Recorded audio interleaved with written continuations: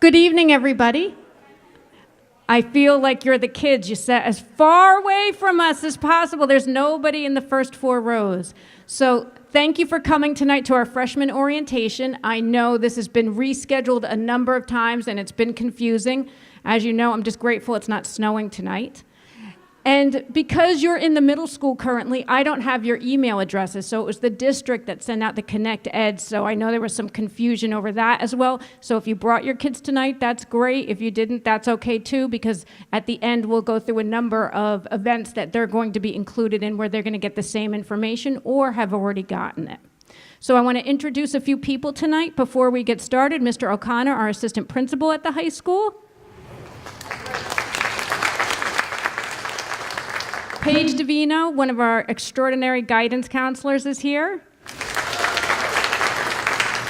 And we have Frank Guglieri, who is the regional safety coordinator for BOCES and all the schools in this region, who's going to do a little talking tonight that we think is important. So our goals for tonight, what are you going to leave with? So we're going to go over graduation requirements. Mrs. Davino is going to help with that. We're going to go over the academic program, the co-curricular program, behavioral attendance expectations, just to give you a general idea of what the expectations are when your child comes to the high school. And then we're going to go over course registration, orientations, and developing a plan for the future. But before we get started with any of that, maybe you know, maybe you don't know, but vaping has become a huge, huge issue among teens today. And we've noticed it at the high school. We deal with it almost every day. It's something that's very, very hard to prevent. And I think the best way to combat it is to inform students and educate the parents and educate everyone on the dangers of vaping and understand what these vape devices look like, how they operate, because the more knowledge you have, the better able you are to spot it at home and help us work to prevent it from happening. So with that, we're going to have a little mini presentation before we get started with the academic program by Mr. Guglieri, who deals with this all around the county and has some key information for us. Thank you. Good evening. So my name is Frank Guglieri. I'm the Regional Safety Coordinator over at BOCES. I was in education for 18 years before I took this position. Just to give you a little background, I was a chemistry teacher. I was a chemistry professor, Vassar College, Mount St. Mary, Dutchess Community College. I worked in Wappinger Central School District. I have a background in chemistry. I have a background in forensics with work in toxicology.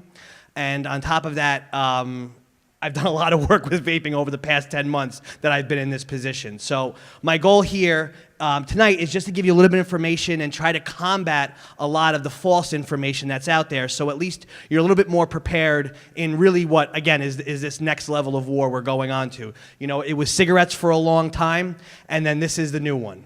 And I'll explain why in a little bit. So vaping, just so you're aware, the idea of smoking is you take a cigarette, you light a cigarette up, and you're inhaling the smoke from the cigarette. The action that's going on there is combustion. You're burning the chemicals, and the chemicals are reacting with oxygen, and you're inhaling those chemicals. They're solid particles. They're settling in your lungs, okay? I had a lot of experience with smoking growing up. My father smoked 5 packs a day. Now, if I was your kid, you might smoke 5 packs a day, so you can't, don't judge him just yet. But that's what he was smoking before he stopped because he had his heart attack. Yeah, 5 packs a day. He was smoking them morning, noon, and night, and it was one of the craziest things. So, it was something that I always hated growing up, and I remember, seeing all this stuff with smoking. I did, again, toxicological work in college and after college on smoking just to see the effects because I was seeing it every day. One of the interesting things, in the past 10 years, we've seen smoking dip. Okay, everything that's out there, the taxes, those commercials that you see all the time. Everybody saw the commercial with the guy that was using the microphone in his throat, right? The emphysema, all those things. Smoking cigarettes has dipped. What's interesting is people using tobacco products are still on the rise. And the reason why they're still on the rise is because of vaping. Okay, that was big tobacco's ace in the hole. Okay, just so you know, vaping has been around. Anybody know how long vaping's been around? You could just shout it out. Close, 60. Almost 60 years vaping has been around for, but people didn't realize it. And it's the same thing that we see in the drug industry, where when drugs become quote unquote illegal and it's very hard to import them and things like that, they go back in the books and they see what else was found years ago and they bring that out, and that they have a little time to use those drugs until they become quote unquote illegal. Well, this is what happened with vaping and smoking. Smoking became the pariah of this industry, so what they did is they went back in the books and they found this idea that an e-cigarette, okay, can be considered not a cigarette, quote unquote, and still deliver the nicotine and all the chemicals they want to deliver to you. So again, it's been around since about 60 years, okay, and what you're doing with vaping is you're not combusting the chemicals. You're not taking them and burning them. What you're doing is you're heating them up to turn them into a vapor. So much like you take water and you boil water and it turns into the vapor, you're doing the same thing with those liquid chemicals. They try to tout it as being safe. Oh, well, you're just inhaling water. And that's what one of the original e-cigarettes were. It was to fix the oral fixation that people had, and they were just heating up water and sucking in and blowing out water vapor. Not so anymore. Okay, there are 4 main chemicals, and we'll talk about them a little bit, that they use in vaping products. And again, part of the point of this presentation to educate you is to show you what those chemicals are. But anyway, what you're doing when you're vaping is you're taking in this vapor and you're inhaling it into your lungs just like a cigarette, and you're blowing it back out. Any device that is really not a cigarette but that is delivering nicotine is called an END. Electronic nicotine delivery system. You see 2 kinds. On your left, you see a bunch of vaping devices. On your right, you see what's called a juuling device. Right now, juuling is one of the most popular things for the college-age kids. Vaping is popular with the rock stars and all of them. And that's part of the problem, because what you're seeing is a lot of false information out there. About a week ago, 3 scientists who were hired to talk about the dangers of vaping and to research the dangers of vaping were found to be on the payroll of the vaping company. I mean, you can't make this stuff up. Like, you really can't. So it's things to be aware of when you see these articles. Vaping's not as bad, or vaping is a good alternative, or anything like that. If you're a heavy smoker and you are probably going to have a heart attack because you're smoking all these cigarettes, yes, vaping is a better alternative, but it's not the alternative, and that's what people don't understand. So when you smoke cigarettes, I believe you're 3 times as likely than a normal, healthy person to have a heart attack. When you vape, and this just came out a few weeks ago, you're twice as likely. Not good. Okay? Same thing with bronchitis. I believe something like 3 or 4 times, if you're a smoker, you're at 3 or 4 times as likely to get bronchitis. Vaping is usually 1 underneath whatever it is for smoking. So if it's 5, for vaping it's 4. That's what we tend to see in the current research. The problem with the research is it's brand new, right? So, everybody here has heard that, what's the old adage? History repeats itself. Right? It's not true. History doesn't repeat itself. And I'm sorry for being so blunt, but it's the idiots that repeat history. Right? That's what happens. We know smoking is bad, right? I think everybody in here knows whether you're a smoker or not, you know it's bad. My father knew it was bad. Every cigarette he smoked, he knew smoking was bad. He just couldn't stop. He was of that generation. And I think a lot of you in here can relate to that generation. Okay? The chemicals that are there are poisonous. They should not be in your system. And guess what we're finding out now? And again, the past couple of months, what did we find out? That the same chemicals that were in cigarettes are in vaping. Okay? They're noticing that they're finding a lot of the poisonous metals, lead, cadmium, all those things that you can't have in paint anymore or anything else. They're in cigarettes and they're in the vaping chemicals. So there's 3 parts to any typical vape device that you need to be aware of. And they're very sleek. And I have some here. If you have a few minutes at the end or whatever it is, you want to take a look at it, that's great. So you can see, again, what we're up against. The vaping devices look like pens. They're very sleek, very small. You have a mouthpiece, you have a heating element, and you have a cartridge. Okay, the Juuls are the same thing. They're even smaller than that. And then you have the vape juice. And in this case, they're showing you the nicotine here. Vape juice has 4 parts. I said it a little while ago. The 4 parts are the nicotine, propylene glycol, vegetable glycerin, and then you can add a flavor. And that's the danger for people in the middle school, high school age. And that's where they're getting people hooked into the idea of vaping.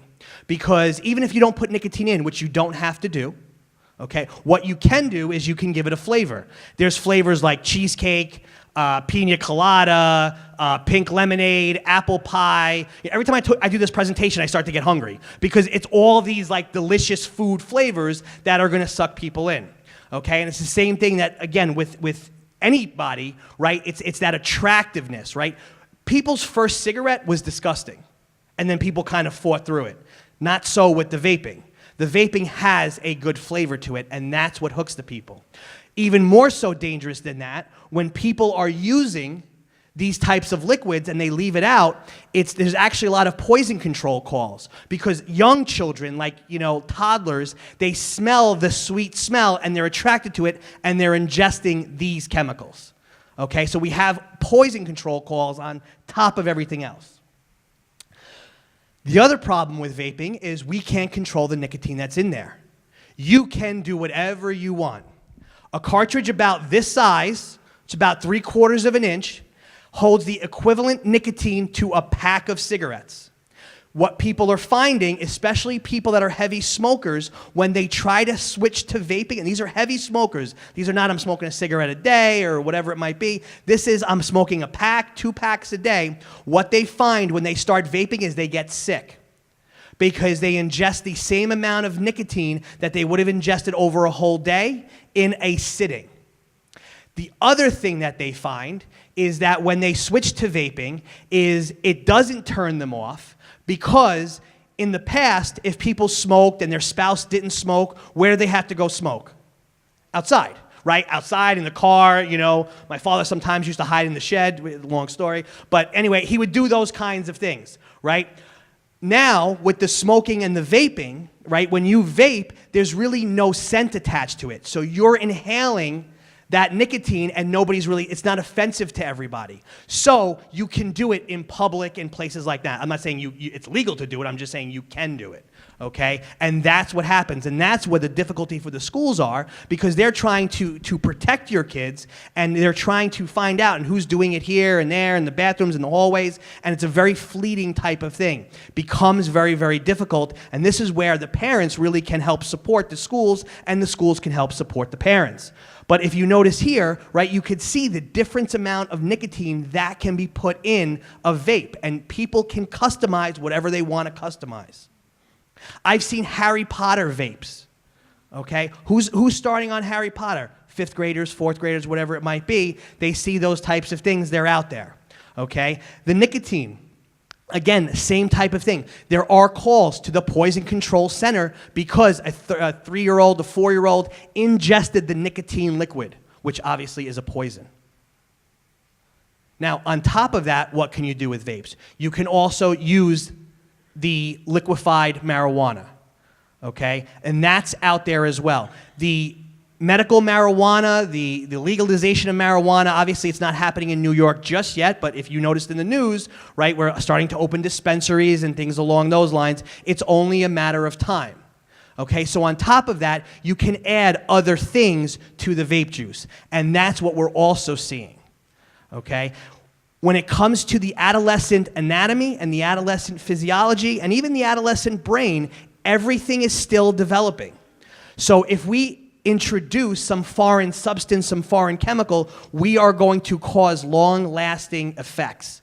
And the effects that we don't even know about, especially when it comes to vaping, because vaping is quote-unquote new out there. Couple of things to be aware of. Okay, these are just some terms that are out there. Throat hits, mods, drips, analogs, and cloud chasers. Part of the subculture that goes along with vaping. Okay, what people do is because we are a culture of excess, and everybody has to just admit that, okay, one of the things that they will do is they will take the vape and they will modify the vape, which is another dangerous thing. And they almost overclock it so they can get a higher temperature out of the battery. Okay? When things overheat, bad things happen for a lot of reasons. One, you're taking the chemicals, which should be harmless, quote unquote, at a certain temperature, and you're overheating them, and there's something that happens called toxic transformation, where those chemicals change into bad things, worse things for you, again, that people are inhaling. When it comes to the throat hit, what the kids are looking for is the burn on their throat. Okay? Again, not a good thing. I don't have to be a doctor. You don't have to be a doctor to understand that if they're burning their throat, it's probably a bad thing. What they're also finding with the vaping, with the youth especially, is that because their bodies are still developing, they're starting to develop open sores in their mouth, on their tongue, and in their throat. And those sores are taking longer to heal because of the toxic chemicals that are now in their body, their bloodstream, and everything else. Mods are things that people can do to the vape to change it.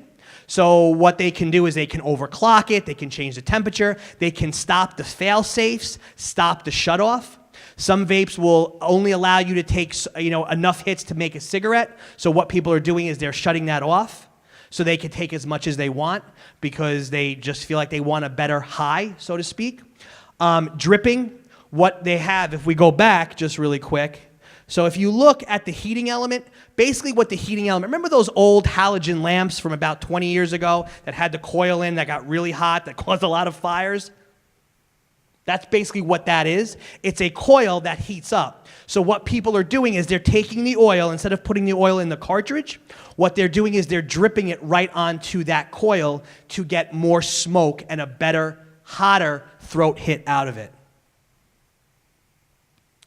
Analogs are what people are calling cigalikes. Okay, they're just basically cigarette lookalikes that you could smoke tobacco or other certain things out of that. You could put juice in there. You can do a bunch of different things. And lastly, cloud chasers are these people on the internet and everywhere that are doing smoke tricks. Again, another way to entice the youth to do it. Okay, it's a multifaceted battle that we're fighting. So is it a good alternative to smoking? What we found is that people on, that smoke, that try to transition to vaping, most of them fail and go back to smoking, okay? There is a slight increase to people who have quit, and that's what everybody's hanging on. Oh, it's a great alternative to smoking. No. It's not an alternative to smoking. If you're smoking and you're trying to quit, this is something that you could try, along with Nicorette gum, along with the patch, and all that type of stuff. But the incident of people quitting after they get to vaping is very low. I want to say it's somewhere between 10 and 20%. Okay? It's proven to be a gateway with the youth, okay, that they're getting them to smoke. What they found, I think, is the last study that I looked at was that, they have a certain number of people at, in 8th grade that are willing to try cigarettes. What they found is that number, it was 4 times, if they vaped, they were 4 times as likely to try a cigarette. Okay, getting started at a younger age. Elevated toxicology in the bloodstream. We talked about the heavy metals and all those, but also the same type of things that are in cigarettes. The formaldehyde that's in cigarettes are in vape. There's a couple other things in there, and off the top of my head I can't remember, but just suffice it to say there's a lot of chemicals. Smoker's cough, they're also seeing bronchitis, pneumonia developing in teens. What they're seeing is they're developing that hacking cough, an increased amount of phlegm, not to be disgusting, but it is what it is, right? So they're starting to develop these things, that same hack that you hear in a 50-year-old person who's been smoking for 20 years is developing in about a year to 2 years in the teenagers. Wounds that won't heal, toxic transformation I talked about. Last thing I want to talk about, because I don't want to, down your whole night, because it's a great presentation they got coming up. But lastly is the mechanical hazards, okay? And these are underreported because they are using these batteries and the chargers and those types of things, okay? These batteries, I heard you. These batteries are catching fire, and that's the big thing. And, people say that, oh, well, it was only 50 fires last year or something like that. That's only the fires that are reported. You have to remember, I worked in a high school, right? My last 3 years in a high school, I know of, my first year, there were 2 kids that had the vape explode. I knew them because they were in my class. Okay? The next year it was 3, and the next year it was 4. Very easy to remember. But it was increasing. It was not going down. And they admitted, and I was teaching seniors, and they admitted, oh yeah, I clocked it up. I did this. I did that. They did things to change things because, again, especially, me, when I was an 18-year-old boy, right, I wasn't thinking things through. At a 39-year-old boy, I don't think things through sometimes, right? But back then, you just do things to try things. Somebody said something, you see something on the internet, you try stuff out, right? And that's what happens. We've had kids that burn their tongues, burn their faces, burn their hands because of those types of things. Okay? Last year, we had a situation in Westchester where somebody left a vape in overnight and it burned through 5 condo apartments. And they went in and investigated, and the cause was that. Because what's happening is kids don't have a lot of money, so they're buying the cheaper versions that use cheaper batteries that are not quality tested. But I will say this, even the good batteries, if you're overclocking them, that can happen. I know it was a lot in a short period of time. Does anybody have any questions that I could answer? I have a fact sheet here for you that we'll make available to you. Basically, a fact sheet's just on, 1 in 5 of this, that type of stuff. Goes over some of the terms I talked about today. The information that's out there is ever evolving. Okay, like I said, last week, another 2 or 3 studies came out. There's going to be more and more on this topic, and I'm telling you, it's not going to be good. At no point will they say, you know what, vaping is great for you, you guys should start. I'm telling you. And if they say that, they're lying to you. Okay, I mean, I have no other way to say it. I remember when I was in high school, right, I would do a lot of stupid things, but one of the things that I was so thankful for me, was sports and that ability, and I see people, that were, again, my father's age, they were heavy smokers, they weren't able to walk upstairs, they weren't able to do those things, and that's one thing I was always thankful for, were my lungs and being able to run and be a kid, to be honest with you, and even, now at my age, to be able to go out and play football and to do those things. We're seeing kids that are developing popcorn lung, right? When was the last time you heard popcorn lung? It was probably when you guys were young, right? That's what was coming out, okay? Because there was a lot of problems with chemicals, and popcorn lung came from bad popcorn butter. That's basically the chemicals that were used at people that were working in the factories. That's where it came from. Outlawed like 20 years ago, but again, we're seeing those same effects in the youth of today. So does anybody have any questions? Thank you so much for your attention. I really appreciate it. Turn it back over.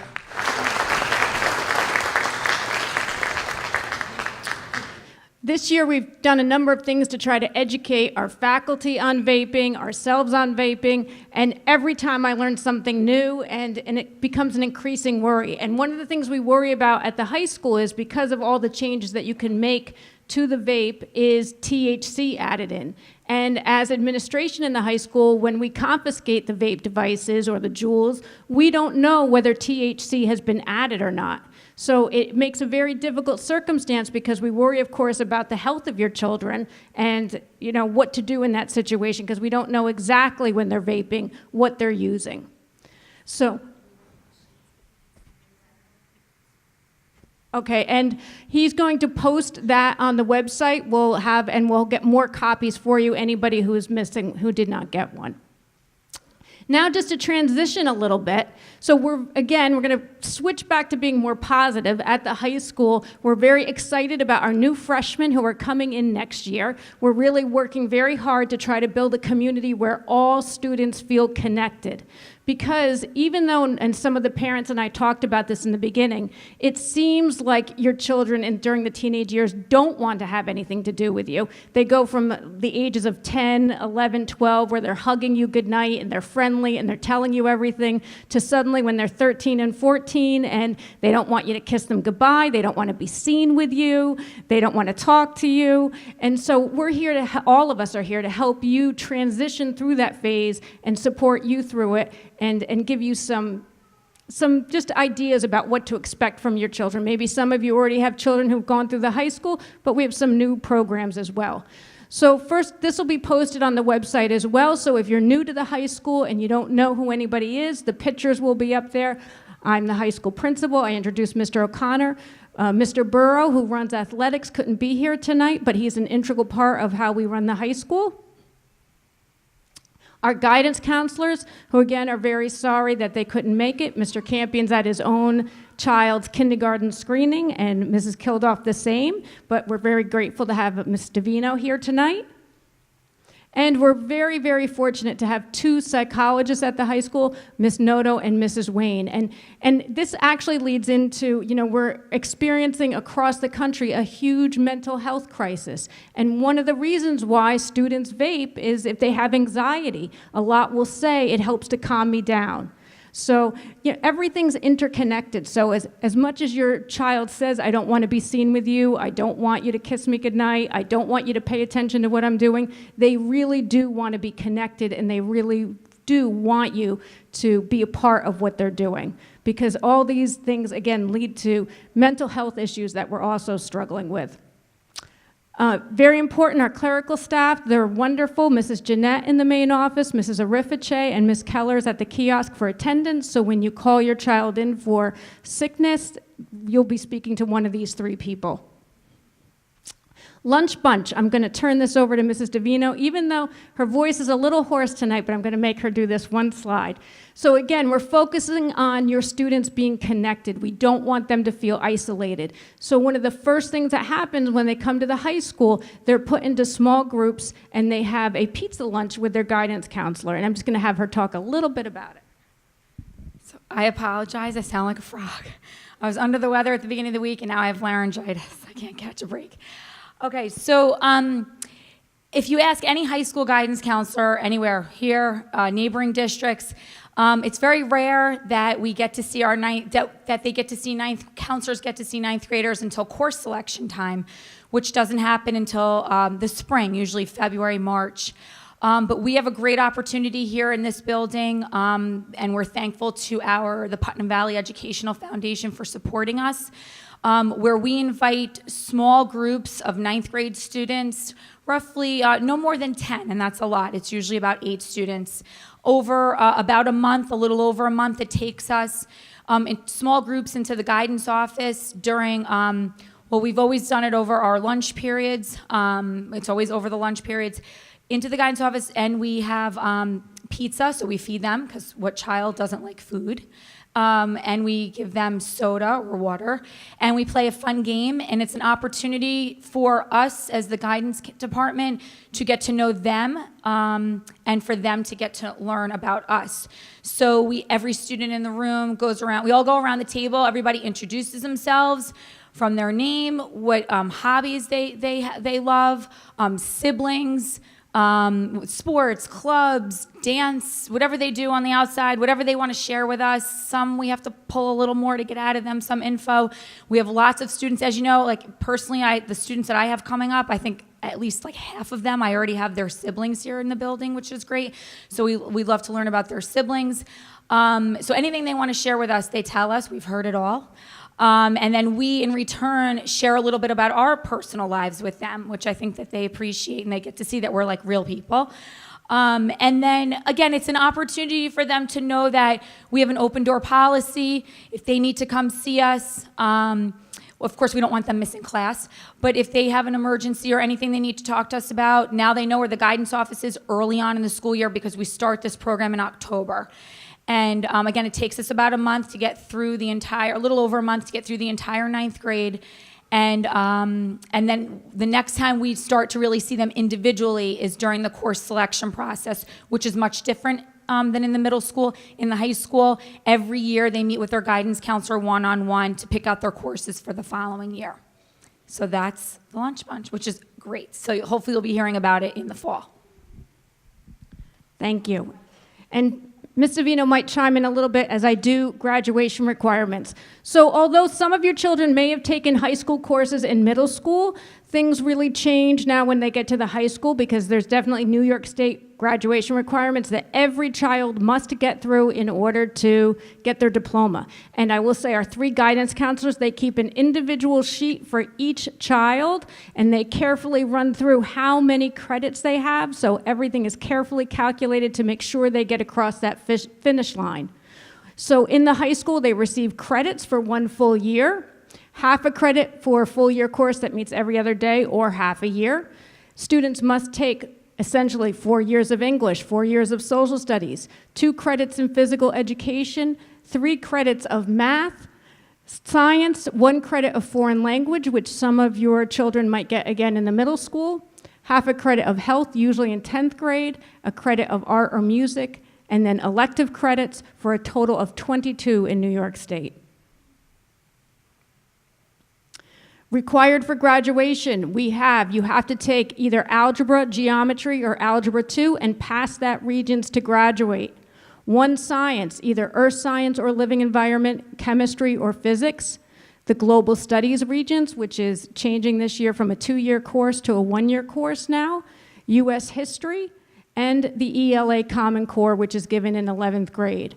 Or your child may choose the Advanced Regions Diploma, and where they might pass 3 math regions, 2 science, global studies, US history, and again, the English. So no matter what, and there's different pathways that children now can use to get to graduation, but that definitely the 11th grade Common Core English exam and usually the algebra exam are essential, critical for students to pass.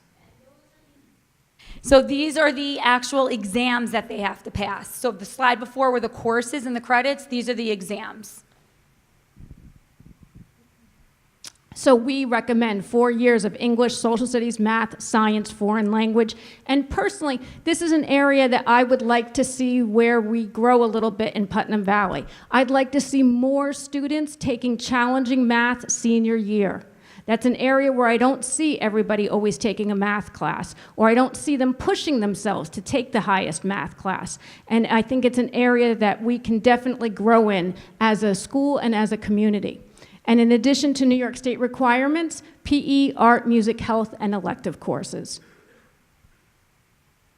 So for you, it's important that you go to the course study guide. I'll show you where to find the study guide. It's either on the guidance page or it's on the high school website. And there it is in bright yellow, our course selection side. And that's what we do. We highlight on the right-hand side all current things.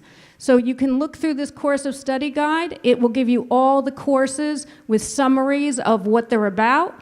It will also, again, recapture all of the requirements for graduation and give you all the details of policies and things you need to know for the course of study. If you can scroll down just a little bit, if you click on any of these links, they're all active. This was updated this year. So it should bring you, when you click on it, right to the music courses, where they're all listed and summarized for you. And just as a reminder, your children already came here a few weeks ago, and that'll be the last time we meet with them as a group to pick out their courses for next year, because as I said earlier, moving forward, we'll be meeting with them one-on-one. But they already chose pretty much a 9th grade schedule set in stone, which I believe we're gonna go over, but they came here already to choose their classes, mostly their art or music, and if they could, an elective for next year. So what are 9th graders able to take? So there's a few options for math. Some students might need a little more time to grasp the concepts of algebra, so there's a 2-year algebra class. There's a 1-year algebra class, and then some students who've taken algebra in the middle school might choose to take geometry in the high school. History, it's traditional Global Studies 9, or the 9 honors, which is traditionally the first year of AP World History. English 9 honors, and then also we have a writing lab, which actually this year we're going to be transforming into a literacy lab where students get extra time learning writing skills and reading comprehension skills. Science, we have living environment honors, living environment regions, the language, Spanish level 1, and then several years ago, about 4 years ago, they brought back French to the high school, so students do have the opportunity to pick up a second language if they're interested. And then students who are in 9H, the 9 honors English class, do not take the literacy lab, and therefore they have an extra period in their schedule, which allows them to take an elective. Advanced placement courses, we do have a rigorous AP program at the high school. We offer 2 English APs, AP Language Composition and AP Literature, and that begins in the 11th and 12th grade, AP Calculus, AP American History, Psychology, AP World History, AP Bio, AP Chemistry, AP Environmental Science, AP Physics, AP Computer Principles, and AP Computer Science is currently what we offer. College courses, we currently offer college-level courses through Dutchess Community College, Math, Science, Lotte and SUNY Albany in Science Research. And we're very, very, very proud of our Science Research program. I don't know if any of you saw the social media today, but we had a very proud moment. Sarah Brohas, who's one of our students, was the top winner at the Westchester Science and Engineering Fair this year. She beat over 600 kids in Westchester County to be the top scorer, and she's going to the National Intel Scholarship, and students who do well in that are able to win sometimes $50,000, $75,000, upwards of $100,000 in scholarships. They're solving major scientific issues and medical issues that face our world today.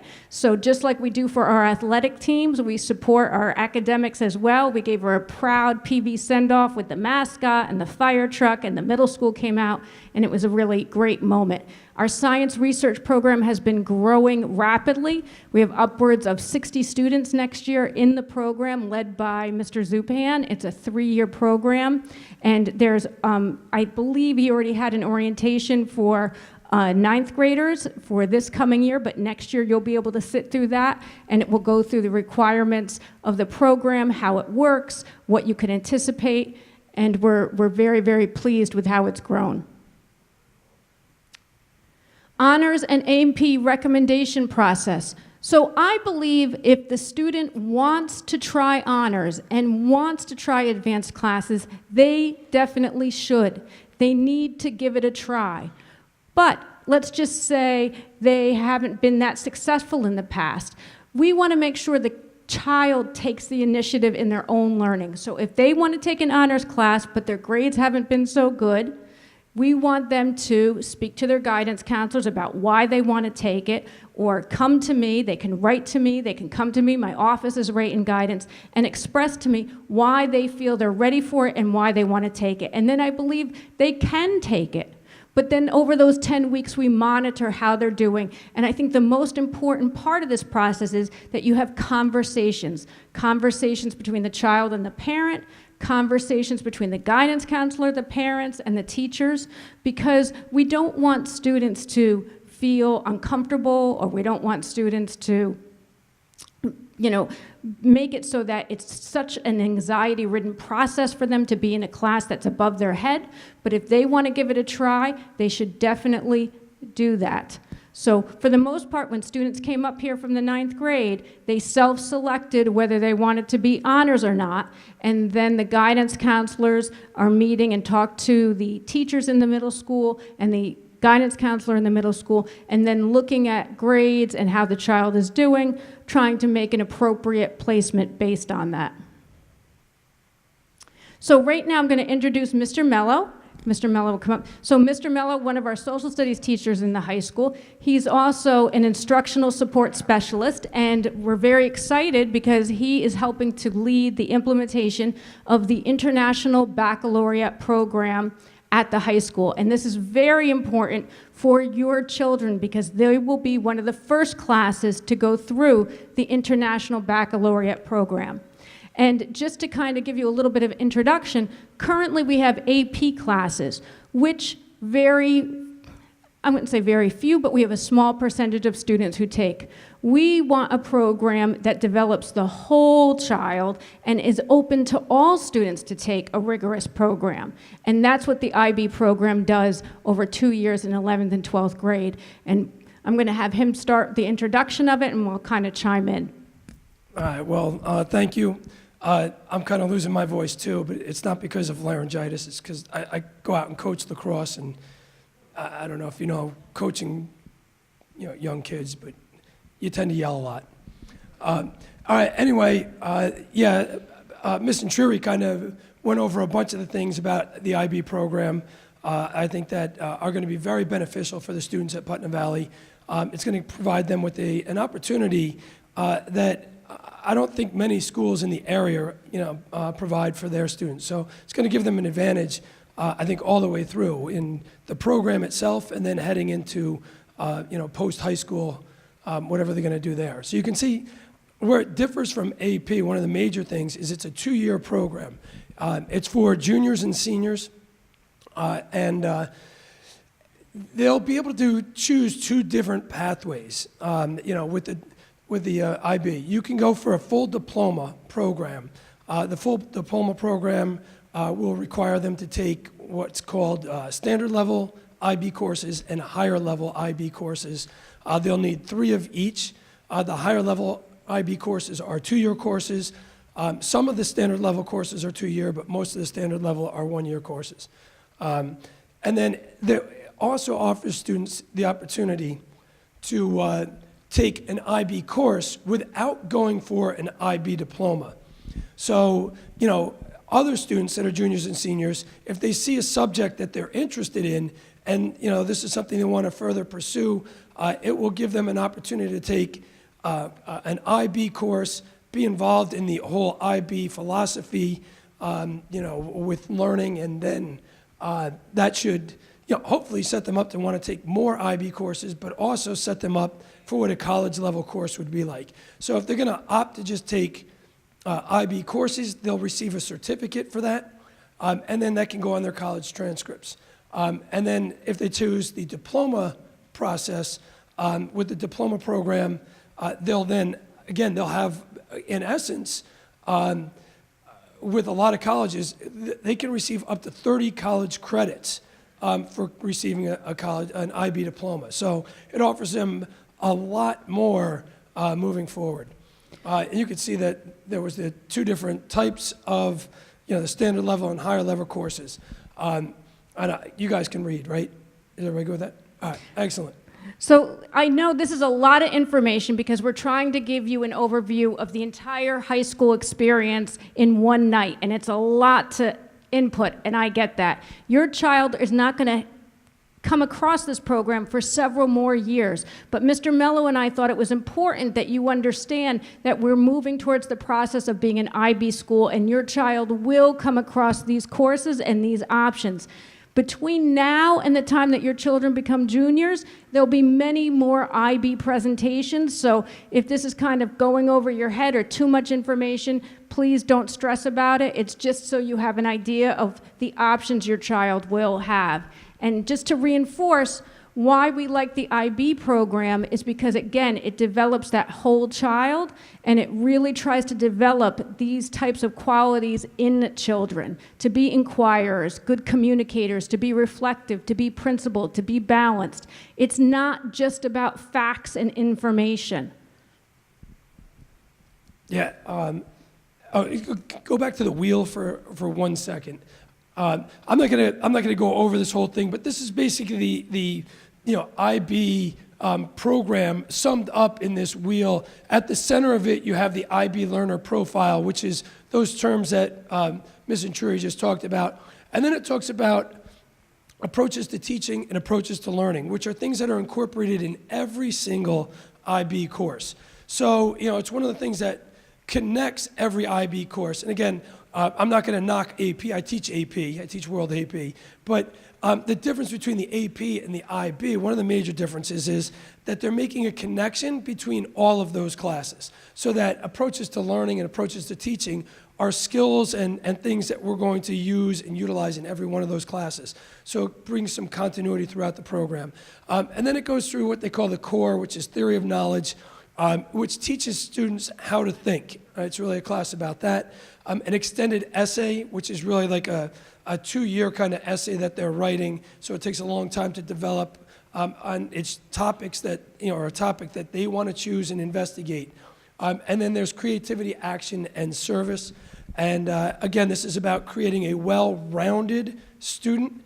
So students who are approaching or want to take the IB Diploma program, they'll be immersed in that creativity, action, and activity and service, where they're kind of developing things that they want to do for the community, and then following through with that, and then being very reflective on the whole process.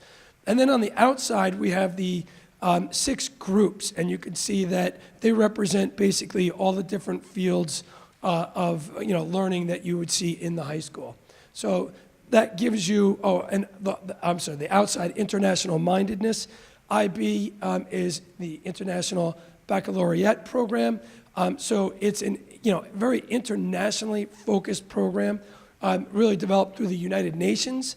And it was, you know, the goal was, you know, for us to get this idea of, you know, not just people here in our community, but around the world, and draw a connection to them and help us think globally, not just locally.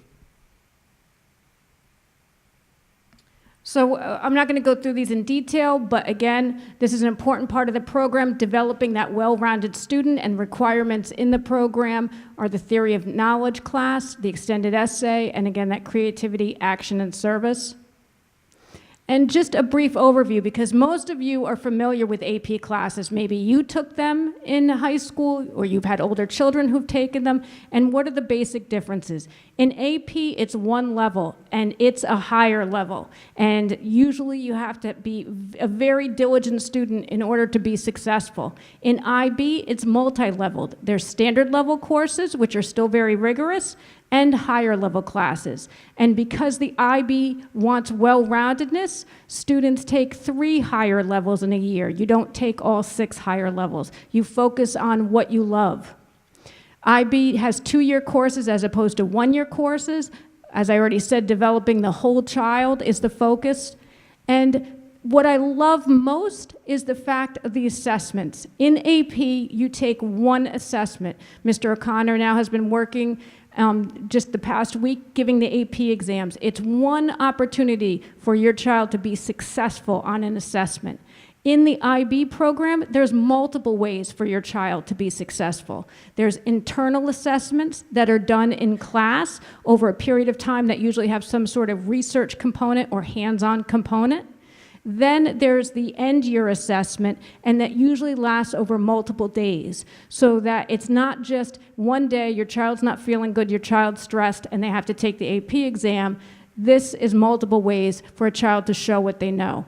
Also, the IB focuses more on critical thinking, writing. There's more personal choice, and again, that global focus. So if you look at the process right now, we are in the candidacy phase of bringing IB into the high school, which means that we've got to meet a lot of different criteria. One of the things that we're doing is we're sending a lot of teachers out to be trained in the fields that they're going to teach. But it also means that, we have to have certain other things in place in the school for IB to say, okay, now you guys can offer IB classes. So we're working on that right now, Ms. Intruria and I, making sure we get all of our ducks in a row. In spring 2019, we'll have this authorization visit from the IB where they'll send people to the school, and they're going to talk to Ms. Intruria, myself, Mr. O'Connor. They're going to talk to all the teachers that are going to be teaching the IB courses. They're going to talk to the guidance counselors, and they're going to make sure that we all understand, what the IB program is, and that we are well prepared to start offering the IB in the fall of 2019. So we're not an IB school yet. We're in the process of becoming an IB school, and we feel fully confident that in the fall of 2019, we'll start offering IB courses. One last thing that I'll say, Ms. Intruria talked about, we're giving you a lot of information right now. You might all have a lot of questions and stuff moving forward. I live in Putnam Valley. My kids go to Putnam Valley. Come and find me, okay? Stop me in the grocery store and be like, hey, you were talking about the IB program. Tell me more. Now, don't stop me in the grocery store. But, by all means, feel free to send me an email. I'm more than willing to take the time to, try and articulate even more about this. As the year progresses and we get to next year, it should be incorporated into our website, so there should be a lot more information and things on there. So it's about all I have. And just to kind of end with the fact, this is something the high school teachers are very excited about. The IB program gives teachers the opportunity to evaluate what are they teaching, how are they teaching, what's the best way to teach it. And so it's inspiring them to look at their curriculum, collaborate with teachers around the world and get feedback, and just a good opportunity for our own staff to learn and grow and share that with your children.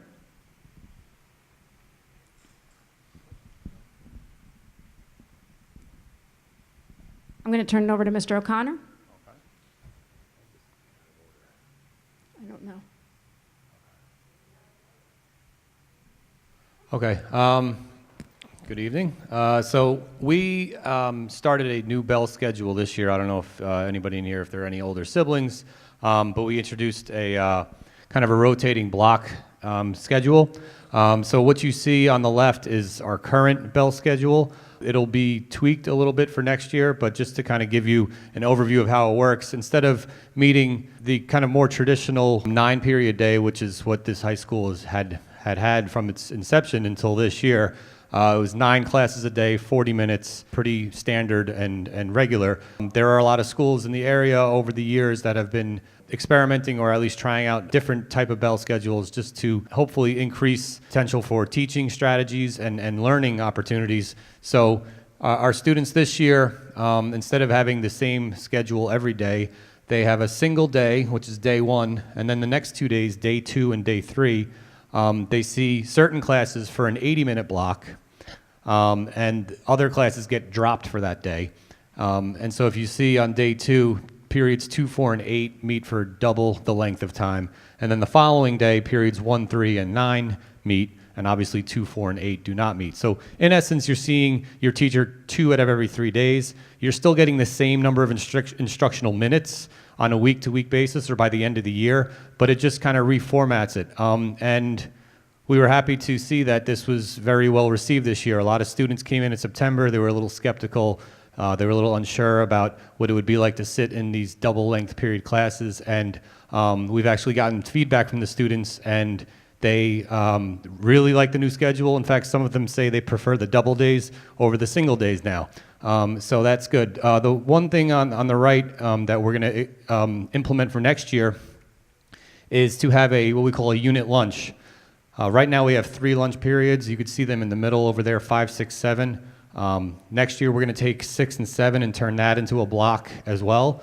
And we're going to basically have the entire school be on lunch at the same time.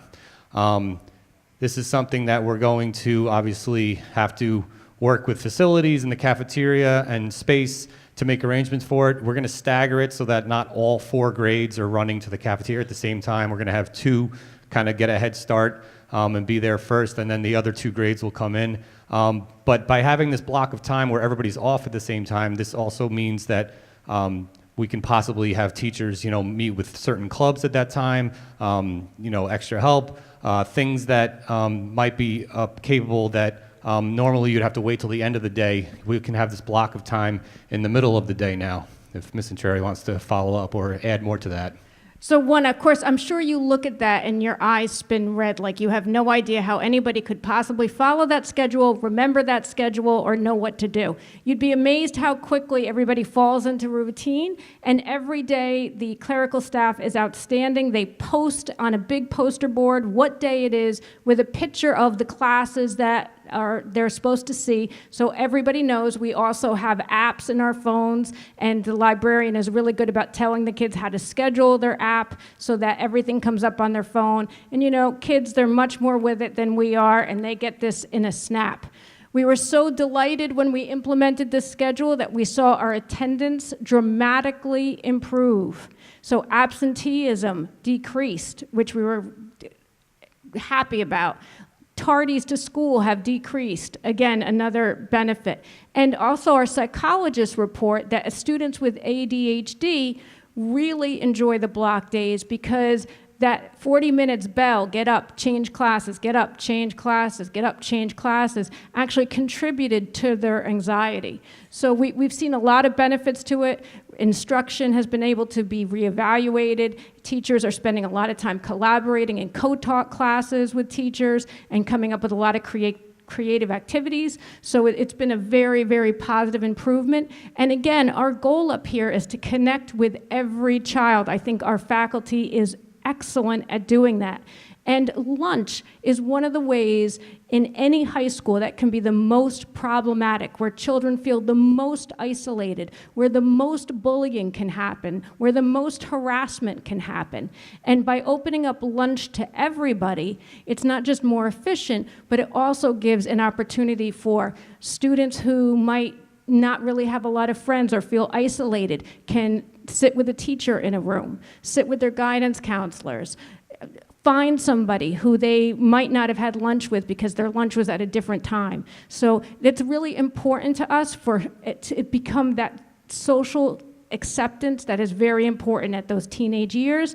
And then when lunch is over, we get back to academics. And the last thing on this, some of the other feedback we got from the students is just, as Ms. Cherry said, when 9 periods a day, that's a lot of information being thrown at them. On the double days, teachers have the opportunity to maybe do more of a long form lesson that used to have to get broken up over 2 or 3 or 4 days, and they can kind of do it all together at once. And the students, if they only have 5 classes that day instead of 8 or 9, that means possibly less homework that night, or maybe they get homework that isn't due for 2 days because they know they're not seeing that teacher again for another couple days. So it has kind of helped reduce some of the stress level of the students. Attendance. Attendance is everything. Showing up is the most important thing, and so we basically throw out kind of a challenge for our students to try and keep, we call it Strive for 5. Can you keep your unexcused absences to 5 or less for the year? Because it's interesting how, studies have shown where if a student is absent even once or twice a month, how quickly that turns into a rather large percentage of the school year. So we're going to do what we can to encourage them to be here. We have an attendance policy that's on our website if you want to check it out. We do try to provide interventions if we start to detect some attendance issues. We run a report roughly every 5 to 10 weeks where we, using the Power School data, we're able to kind of determine if there's any attendance issues, and then that we send out these attendance warning letters, just kind of notifying the family that your child has hit this many absences in this class.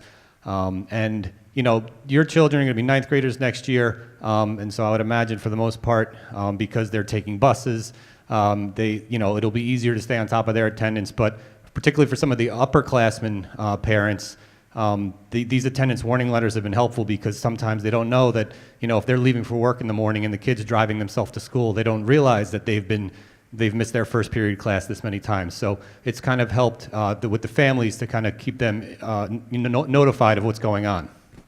And just to, next year, your children are lucky because can you imagine now they would have to wake up, if they were coming to the high school in previous years, an hour earlier to go to class. So it has been an early start at the high school, and as you all know, we're moving to the same time as the middle school next year, which we think will help a lot of our high schoolers get to school on time, be more prepared, be more ready to learn. But I would just suggest for those of you who have not had children yet, who have hit the adolescent age, when your children start having sleep issues, when they start having insomnia, those should be big red flags to you. Yes, children, adolescents naturally stay up late, but some can really develop severe sleeping issues in the high school years that can lead to problems. So when you try and you really can't get them up in the morning, or they really start a pattern of, I don't want to go to school, please reach out to us. Our counselors have many resources that they can provide you with to help you in these situations. We can meet and we can guide you through it. But it's something that you really should, sometimes we just might ignore it because we think, oh, they're high schoolers, they stay up late, they can't get up in the morning, but it is something that you should monitor and pay attention to. Yes, as Mr. Cherry said, with the later start time next year, this means that for some families, instead of their children waiting out at a bus stop at 6:20, 6:25 in the morning, they will have some more time, and hopefully we'll have more alert students coming in with a later start time next year. Behavioral expectations. We have throughout the building, if you look on the right there, our Aspire logo, which was kind of inspired by the structure, the sculpture outside, which is named the Aspire sculpture. And this is connected to PVHS, the second bullet point there, positive behavior interventions and supports. And it's basically a philosophy, it's an approach where, yes, this is a high school, so there's going to be discipline issues and there's going to be consequences, but we want to try and balance that with positive things as well. And one of the things that Ms. Cherry has, in my opinion, done an excellent job with is making sure that we are doing the positive things and shining a light on all the good things that are happening in this school as well. So we have Student Spotlight Awards where teachers nominate students for any particular reason. They saw them do a good deed. They've been really, improving academically. Maybe they witnessed them do, help out a kid when they didn't think anyone was watching. And we have these little award presentations every couple of months to kind of help build that positive culture.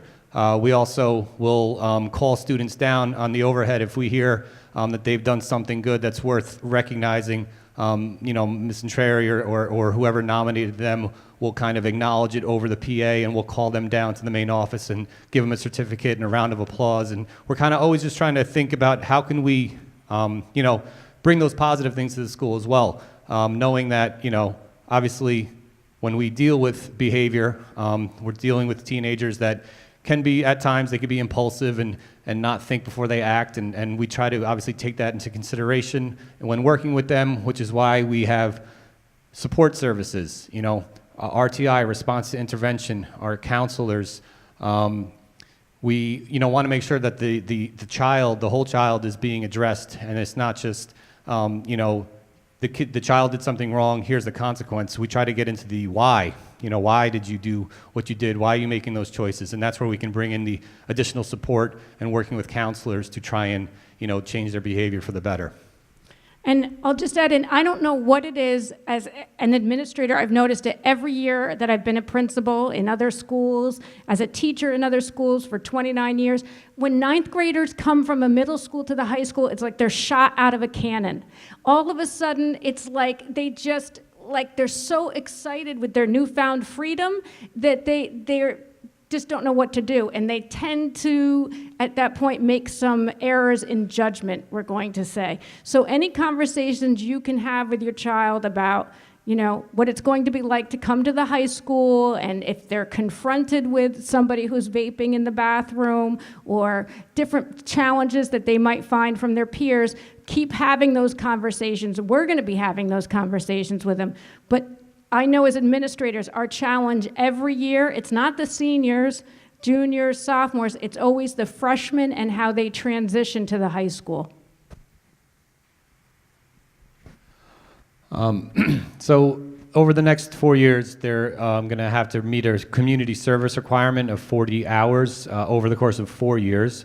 We always recommend and suggest and try to encourage the students to kind of chip away at this over time. Don't save it until senior year and then they're scrambling around trying to get 40 hours done. The summers are often a great time for students to find community service opportunities. And again, we're looking for them to be performing actual real community service. We have students, like shoveling their own driveway, is not going to count as community service, okay? But when they do apply or submit requests, there's actually a great program we have that was developed by 2 Putnam Valley graduates. It was actually featured in the Journal News recently. They did an article on these 2 gentlemen who graduated not too long ago, and they knew that a lot of schools had this community service requirement, and it was always a nightmare with paperwork and kids handing in papers and having to keep track of it all, and they came up with a program that does it all digitally, where the students submit their request, they get a supervisor to sign off on it, and then it winds up on my computer. I can kind of go through and validate the hours, and it's all clean and digital and easy to manage. And that's a great program we use. It's on our website as well. And your children will be introduced to this when they come to a future orientation, how to log in, how to get set up for volunteer hours. A great program that we started last year, so this is in its 2nd year now, is our peer mediation program. So this is a program where it says on the left here, students of the same age group facilitate resolving disputes. Students and staff in the program are trained, the sessions are confidential and voluntary, and the benefits are it empowers the students, reduces discipline, fights suspensions, etc. So basically, depending on the situation, sometimes there's a conflict going on between 2 students, and we are able to make the determination that if we could just get them in a room together to kind of talk things out, that would lead to a more positive solution. Instead of maybe having to suspend both of them for what's going on, we can put them in a room with trained mediators, okay? Kids their own age, generally grades 10 through 12, although we could be open to training freshmen as well. and there's 2 students and a teacher that's also trained in the room. The teacher doesn't really participate, though. They just kind of sit and observe, and it's really an amazing thing to see these students help other students resolve their dispute and their conflict. And I would say pretty much every session we've done, I'd say well above 90% of the sessions we've had have resulted in a very successful outcome where the 2 people get to resolve their conflict, and it's worked wonders for some of these conflict situations. And you know, most of your children have gone to school together since kindergarten. They know each other really well. But as their brains are changing and they come to the high school, all of a sudden they gather these conflicts where they're friends one day, the next day they're arguing or pushing each other, and they're furious with each other. And then once they go through peer mediation, they're best buds again. So we deal with a lot of these types of situations. These are not bullying or harassment situations, but simpler conflicts between students. And Mr. Worrell is leading this program. You'll see his picture up there. And then many of you who know Mark Weiss, who's the Tompkins Cultural Arts Center, is also helping us with that. He's a longtime educator. Yeah.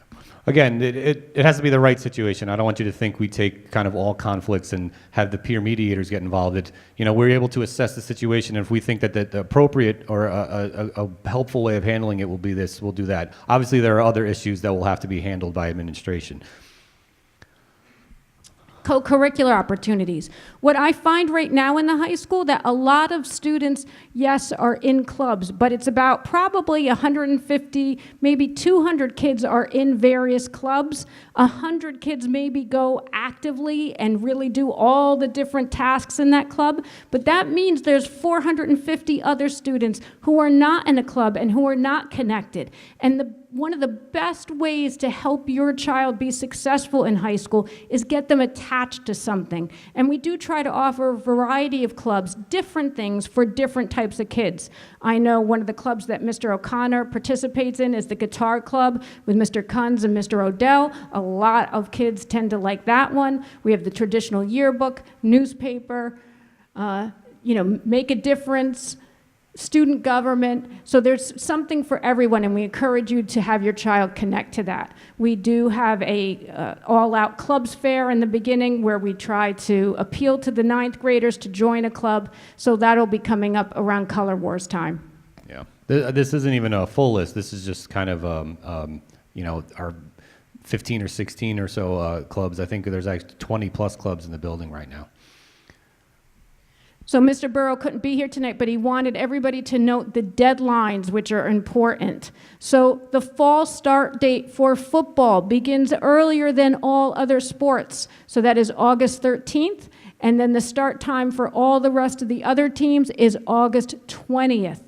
We have to make sure our participation forms and we're registered with the family ID at least a week before the sports begin. So that's very important information. And again, this will be posted on the website, and it's already posted on the athletic page on the website. Course selection day, Mrs. Davino already kind of noted this. Students came up to the high school and they picked their courses. They're going to be coming up again the first week in June. They're going to take a tour of the building. They're also going to be matched up in small groups with an upperclassman where they can ask questions about what it's like to be in the high school. And that's a really good experience for them to kind of get to know the lay of the land a little bit. Also, at the end of August, the building will be open for students to come and try their lockers out, which is, can still always be nerve-wracking for students. And then on the first day of classes, you'll see a special schedule come out. We do a special program called Freshman Foundations that's developed by the teachers, the 9th grade teachers.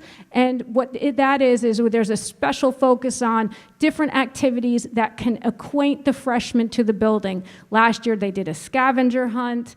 They do all sorts of organizational activities. We do bonding. They have the barbecue, ice cream social, all different ways to acclimate the freshmen to our building on the first day. So yes, there will be a special schedule where we'll kind of work that out and tweak it as it But in the last couple of years, the way it has worked, whereas the freshmen have come to the building first, on that first day of school, and they kind of get the building to themselves for the first couple hours, and they do some workshops, and then we bring in the 10th through 12th graders a little later in the day. But again, when we hammer out all the details of this year's schedule, we'll notify you of that. So we just put some parent resources, which you can check out on your own when you look through the presentation on the site. And the last thing, one of the things we're going to conclude with, cell phones. I know all of you, you see your kids all have them and you see how they are at home with them. And I believe it's important that we teach kids responsible use of their cell phones. Responsible use, because they're here to stay, everybody has them. How do we teach kids to use them responsibly? It's, there's more technology in that cell phone than what powered the first man to go to the moon in 1969. It is a powerful, powerful device. And Mr. O'Connor and I see on a daily basis what's in those phones. And let me tell you, if you haven't looked through your child's phone, some of you would be shocked to see what's in there. Because we see when they bring us issues every day, our days sometimes are consumed with issues that happen on the cell phone. So the pornography is unbelievable on kids' cell phones. And they have hidden apps and different things where they can hide these things from you. And they're there. They're there. The language that's in these phones, on these group chats, on the Snapchat, it's unbelievable. And kids are exposed to this by their peers, and I can't emphasize enough, you need to put good routines in place for your child and their cell phone, especially as they come to the high school. It's where we deal with the rampant bullying, the harassment, and again, it's all these secret apps, Snapchat, group chats, and really, it's important that you look through your child's phone. So this was actually from last year. It had little suggestions for 3 apps that you could use to help monitor your teens. If we could play that, Mrs. Cummings, that would be awesome. More of our cyber safety guide, how you can keep your kids safe while they're glued to their phones. Yeah, today national investigative correspondent Jeff Rawson is here to show you. Jeff, good morning. Hey guys, good morning to you. Of course, we all want to keep our kids safe, especially when they get to that age where they can't seem to put their phones down. You know the time. Most of the time, we have no clue what they're doing, who they're talking to, what they're typing. But this morning, that all changes. We're about to show you 3 apps you can download onto your kids' phones right now to monitor all their activity, quick and easy. Your kids are leading secret lives on their phones. But now, secret's out. 3 smartphone apps designed to help you monitor not just your child's web history, but also every text, every phone call, even your kid's exact location. Perfect for the Totoli family. What about you? What you did today? And their 2 teenage kids. Yeah. They're always on their phones. Today, we're about to show mom some new tricks. So we've downloaded the apps on your kids' phones. Okay. Have a seat. And we can monitor everything from your laptop right here. Awesome. Everything they're doing. Okay. First up, Net Nanny. This app allows you to control your kids' internet activity remotely. The cool thing about this one is you can actually choose the exact websites that you want blocked on your kids' phones. That's great. Awesome. But it goes a step further. You can block the type of website. So dating sites, nudity, pornography, tobacco, you can block those. Super helpful, yeah. But it goes even a step further than that. Suicide, for example. You can set it to warn mode so you will get a warning if your kid types suicide in. That's super helpful, I think, because of the cyberbullying, everything that happens in the teens' life that's so common today. App number 2 does even more, called Secure Teen. This one gives you your kids' call logs, which means you know who your kids are calling and you know who's calling your kids. I've never seen that. But it goes even a step further than that. You can actually read your kids' text messages. Oh my gosh, that's fantastic. As scary as that may be. I know. We have your daughters called up right here. Okay, oh, I see her.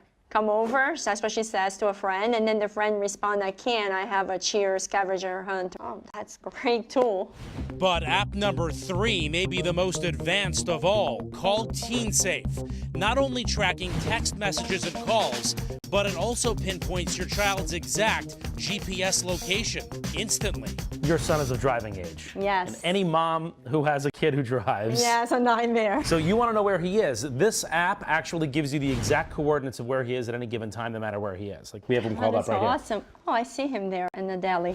And the app is right. We actually have a camera with her son, and T is in that deli parking lot. And here's the coolest thing of all. We obviously worry about texting and driving. Absolutely. You tell my kid all the time, don't text and drive. If you actually think he could, and you know he's going from somewhere to somewhere, and you don't even want him to have the option, Absolutely. pick up your phone real quick. Let me show you this. Okay. Click on the Teen Safe app. Okay. You see the pause button? Yes. Just hit pause. Okay. His phone is frozen. No way. My phone's locked. I can't do anything. I can't text. For a parent, I think this is fantastic. You'll use this. Absolutely. Your son will hate you, but you'll use Yes, this. yes. He'll be safe now. Yes, and then that's the most important. I just made an enemy of every single teenager out in America right now. Look, some of you are watching this right now saying, great, I need to know everything my child is doing. I'm downloading these apps. Or you're sitting at home saying this goes too far. We have to trust our kids. This invades their privacy. Either way, it is a great debate to have in your home with your kids today. But now you know what you can do if you want to. We're both a little What do too you think? early for the kids on the Yes. phones, Yeah. but it's right around the corner for me. And just the idea, the personal safety aspect of it, Yes. for me, really struck when you had the suicide Yes. mentioned, for example. That's what That's struck something me I too. would want to know as a parent. Yeah, it's a really interesting discussion to Yes. have. Well, you were asking if you can download it secretly Well, for your kids. Don't tell. Not, well, first of all, for my kids. baby's 2. Yeah, but I'm exactly. just curious, like, do the teens know that Yeah, this is they on do. their They phone? do know it's there, Yeah. and if they disable it, you know they disabled it too. All right, You're Jeff. making me look terrible, Sorry, Jeff. no. I just wonder. Sorry, Vale. What is Vale up to? I know, exactly. Thank Jeff, you, thanks Jeff. a lot. So, thank you. I agree with what they say. Like for some people, that might be an invasion of trust with the relationship you built with your child. For others, it might be a little bit of a helpful wake-up call. But again, like we talked about in the beginning, this is a kind of a tenuous time as your child goes into adolescence. And your child is changing more so now, their brain is changing more so now than when they were a toddler. That's how much their brain is developing. So they're going through a lot of hormonal changes. And how do you deal with that? You've got to keep trying to keep talking to them and keep building that relationship and having conversations about their phone and what they're doing on their phone and keep monitoring them. Even though they may say they don't want it, they definitely need you. And we're here to work with you, not against you, with you to help keep your child safe over the next 4 years. And just food for thought real quick with social media. We try to tell the kids, if your child plans on going to college one day, those colleges can look back at social media history. And Mrs. Inchuri just sent myself, Mr. Campion, and Mrs. Myself, Mr. Campion, and Mrs. Kilduff an interesting article about how students were accepted to Harvard, and they were able to look back at those several students' Facebook pages and were rescinded their acceptances because of Facebook. And that's Harvard. So any school can do that. So it's important for you guys to start having those conversations now that whatever you do now is directly going to impact what happens later on. And many of you know, even teenagers, they're not even into Facebook today. They're into Snapchat, and they're into new social media things that we don't even understand how they work. But somehow, there's companies out there that are able to take basically take pictures of what your children are doing out there and file it away so that when they go to get jobs, when they go to college, anything could be brought up and used against them. So again, these conversations are extremely important. And we think communication is extremely important. Sometimes Mr. O'Connor comes in at the end of the day to talk to me, and he sees me on my phone. I'm like, no, I'm posting to the social media for the school.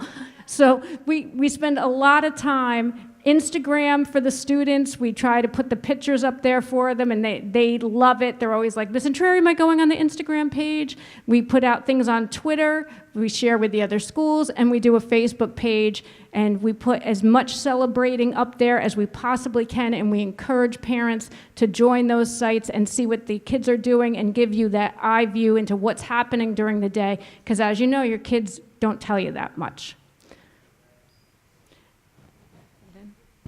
So we want to thank all of you. We know this was a super long presentation, and we appreciate your patience sitting through it. If you have any questions, we're happy to take them now. If anybody wants to come up at the end and ask us, or if they have anything for the whole group. Otherwise, we look forward to your kids coming up here. It's going to be great to have them at the high school. And again, thank you for coming. Thank you. Have a good night.